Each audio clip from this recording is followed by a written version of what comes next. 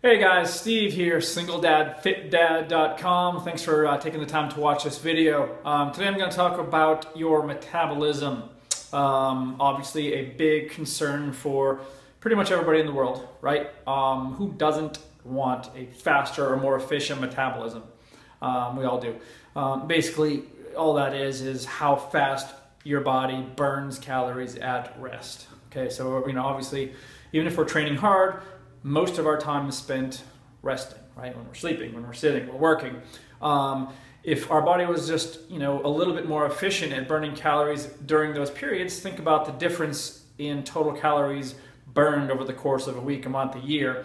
It can make a big difference. So here are 9 ideas that I've got that you can implement right now that will actually help you increase or speed up your metabolism. Everybody's body is different. I can't say how much. Genetics play a large part.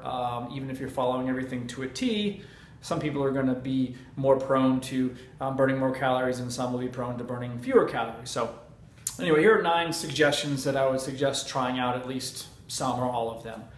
First one is increasing your muscle. This is the #1 factor in you increasing your metabolism.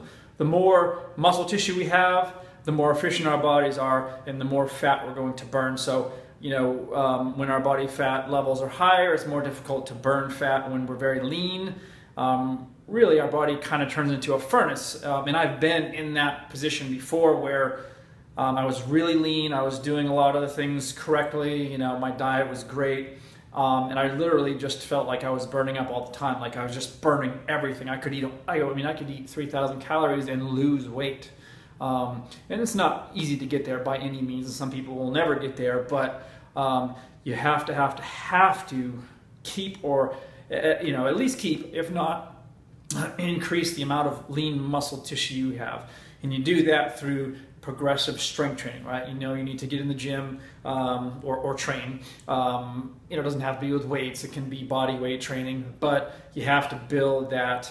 And it's done through progressive, constantly challenging and overloading your body in order to do that.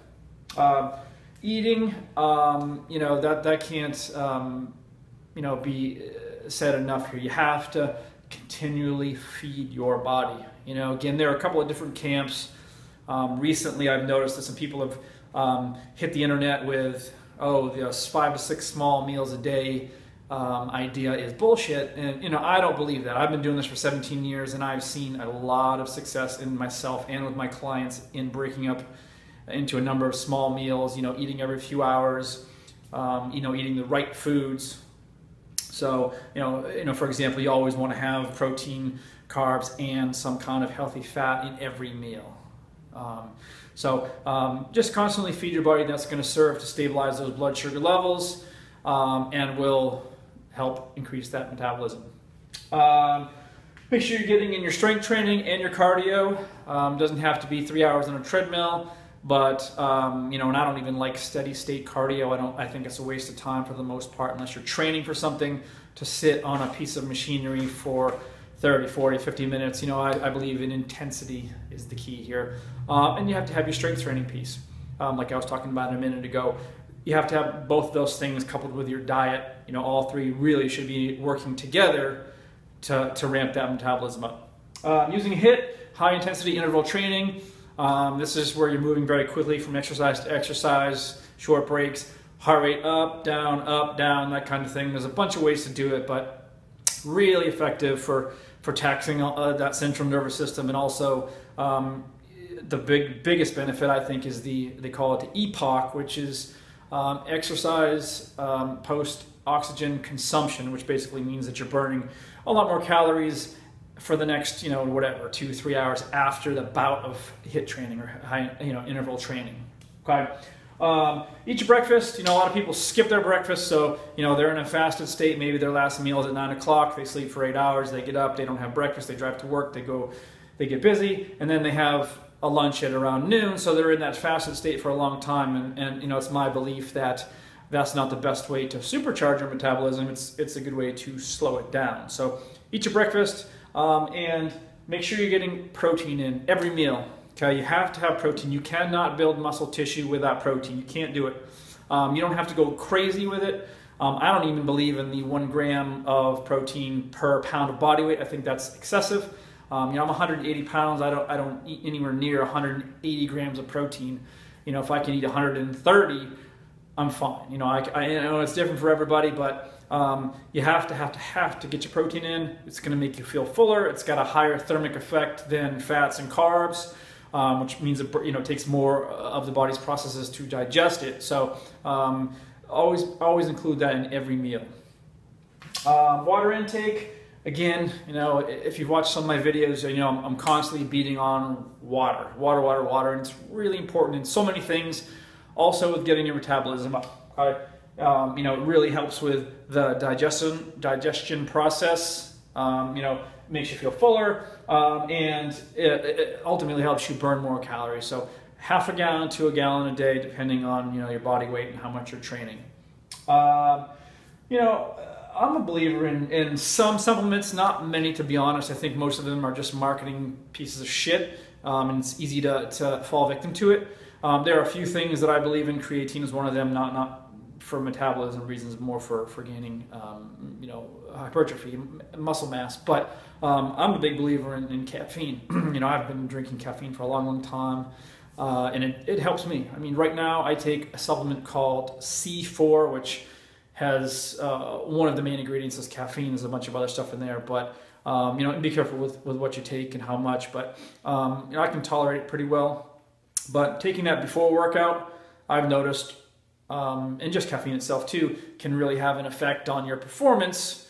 So again, it comes down to intensity, right? So if you go into the gym, you're sluggish, you don't really feel like it, you know, you're moving slowly, you're not getting your heart rate up, your body's really not into it. You know, you're not going to be burning the calories afterwards. You know, we're not, you know, it really comes down to having an intense workout, an intense for you and your body. So, you know, I like to use caffeine. You know, I'll drink, you know, one of those shakes here before I go into the gym, and I'll notice within, you know, 20 minutes or so, my energy will come up and I'll be able to really hit it hard. And so I go out of there and I'm exhausted, and, you know, for the next few hours, yeah, I mean, my body is burned. I'm still sweating. I'll be sitting at my computer 2 hours later, I'm still sweating. Okay, that's kind of what I talked about, the EPOC, it's EPOC. And then, you know, avoid low-calorie diets, infrequent eating. You know, the worst thing you can do for your body and metabolism is yo-yo diet. You know, try these low-calorie, stupid-ass diets, 1,200 calories for a man, or just things that are stripping away entire food groups. It's just ridiculous, and it's killing your metabolism. So, again, really just focus on eating, you know, good, whole, quality foods, you know, every 3 hours, 4 hours, whatever it is, but just constantly feeding that body.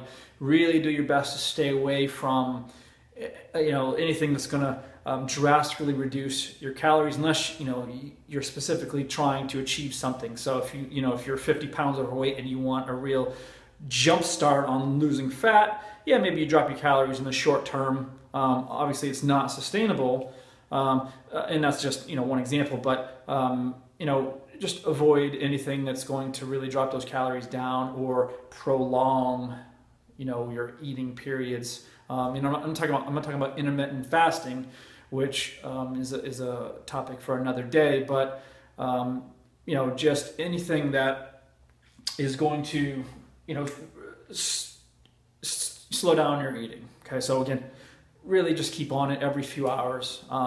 And you know, if we can get these things, you know, dialed in here, and we start doing a few of these things, I'll tell you, you'll notice a difference. I mean, you really will. And I'm just speaking from experience. You know, I've been doing this for a long time, and I've seen it work with a lot of clients when you know, they're having a tough time, you know, losing weight, and they've spent years beating up their bodies and, you know, going through just different diets, and their body fats have gone up and then down and up. And so, you know, just trying out some of these things can be a huge benefit, you know, and I'll gladly, you know, answer any questions that you have. Just shoot me an email, steve@singledadfitdad.com. Thanks.